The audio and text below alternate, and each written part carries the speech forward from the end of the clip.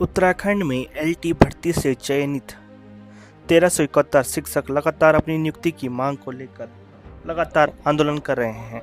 अंतिम चयन संस्तुति सरकार को प्राप्त होने के बावजूद भी नियुक्ति पत्र जारी न होने से चयनित अभ्यर्थी और उनके परिवारजन गहरी नाराजगी जता रहे हैं। वहीं आज देहरादून की सड़कों पर एक विशाल रैली कर अभ्यर्थियों ने सरकार के खिलाफ जोरदार प्रदर्शन किया। चयनित अभ्यर्थियों का कहना है कि मात्र एक असफल अभ्यर्थी की रीट याचिका पर के चलते 1371 चयनित उम्मीदवारों को नियुक्ति से वंचित रखा जा रहा है। उनका आरोप है कि राज्य सरकार बीते 6 महीनों से इस मामले में पैरवी नहीं कर रही है और कोर्ट को बहाना बनाकर नियुक्ति पत्र वितरण टाल रही है। चयनित शिक्षक बीते 16 अप्रैल से शिक्षा निदेशालय में अनिश्चितकालीन धरना दे रहे हैं और कई बार मुख्यमंत्री व शिक्षा मंत्री से भी मिल चुके हैं, लेकिन इसके बावजूद भी उन्हें कोई ठोस आश्वासन न मिलने से अभ्यर्थियों में भारी रोष है। उनका कहना है कि यदि 5 सितंबर तक यानी शिक्षक दिवस तक नियुक्ति पत्र नहीं दिए गए तो वे पूरे राज्य जिला मुख्यालयों पर काला दिवस मनाएंगे। अब यह देखना होगा कि एलटी चयनित अभ्यर्थियों का यह संघर्ष अब शिक्षक दिवस तक किस निर्णायक मोड़ पर पहुंच चुका है। सरकार कब और कैसे उनकी मांग पूरी करती है, इस पर सबकी निगाहें टिकी हुई है।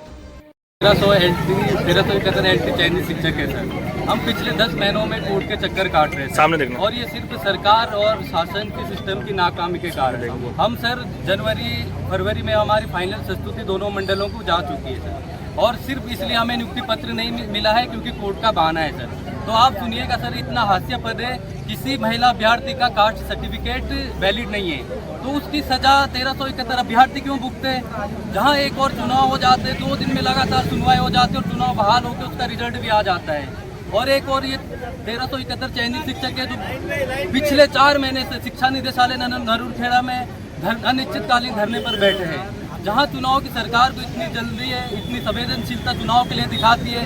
हम शिक्षक देश का भविष्य निर्माता होते हैं, तो हमारा ये हाल क्यों है। हमें मजबूरन धरना रैली प्रदर्शन करना पड़ रहा है। हमें तो स्कूलों में होना चाहिए था, 10 महीने पहले हमारा रिजल्ट आ जाता है, तब से लेकर अभी तक हम कोर्ट के चक्कर काट रहे हैं। और मैंने आपको जैसे बताया कि एक किसी का कास्ट सर्टिफिकेट खराब है तो उसकी सज़ा सबको क्यों मिले।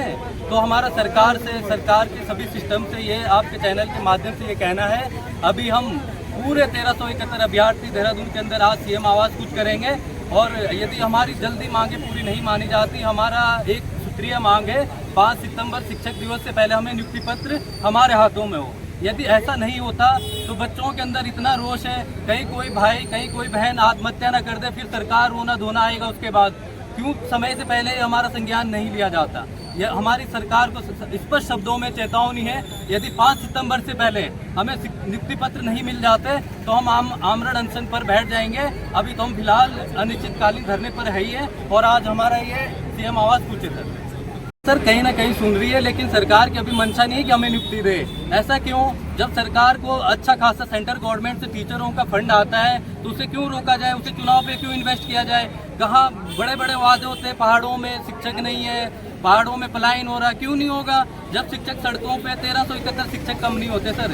इतने चयनित शिक्षक यदि स्कूलों में होते, सब वेल क्वालिफाइड अभ्यर्थी है सर। यदि हम लोग, हमारी ऊर्जा स्कूलों में लगनी चाहिए थी, पहाड़ के भविष्य के निर्माण में लगनी चाहिए थी। पहाड़ के जो नौनियाल है सर, बिना शिक्षक विहीन स्कूलों में पढ़ रहे हैं, वो हमारी बाट जोत रहे सर। तो सरकार संज्ञान क्यों नहीं ले रही है। ऐसा नहीं है सर कि हमने सरकार से संपर्क नहीं किया।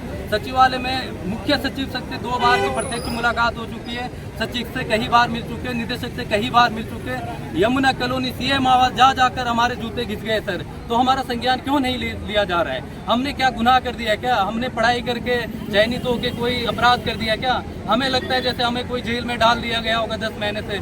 समाज में हमारा आर्थिक मानसिक सब शोषण हो रहा है सर। तो ये बहुत गलत है और हमारे उत्तराखंड के लिए तो ये बहुत ही गलत है। इसलिए हमारा उत्तराखंड बनाता क्या। तो सरकार से मेरा सीधा सा सवाल है, 1371 चयनित जो अभ्यर्थी है 5 सितंबर शिक्षक दिवस से पहले हमें नियुक्ति पत्र दिया जाए। नाम वीना है और मैं रुद्रप्रयाग जिले से हूँ। मैं एक एलटी चयनित हूँ कला विषय से।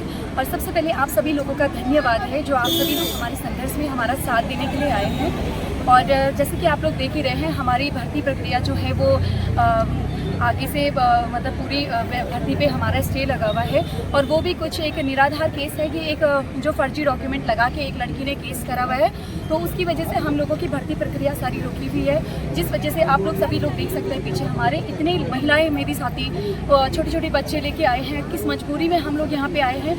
शिक्षकों का काम होता है पढ़ाना और शिक्षा देना। अगर शिक्षक ही ऐसे धरना करने लगे, ऐसे आंदोलन करने लगे, तो वो स्कूल में जाके हम लोग क्या पढ़ाएंगे और क्या हम लोगों की मानसिक स्थिति है, इसके बाद हम क्या पढ़ाई करवा पाएंगे आगे, आप लोग समझ सकते हैं सर।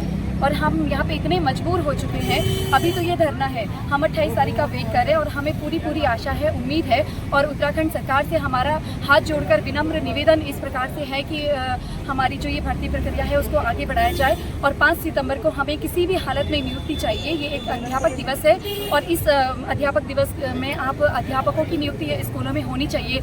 और अगर नहीं होता है 28 की सुनवाई में अगर हमारे पक्ष में नहीं रहता है, तो हमें मजबूरन इन सभी साथियों की मजबूरियों को देखते हुए हमें एक और भी बड़ा आंदोलन करना पड़ सकता है। हो सकता है हम लोग भूख हड़ताल पर भी अगर हमें बैठना पड़े तो हम लोग बैठ लेंगे। ठीक है।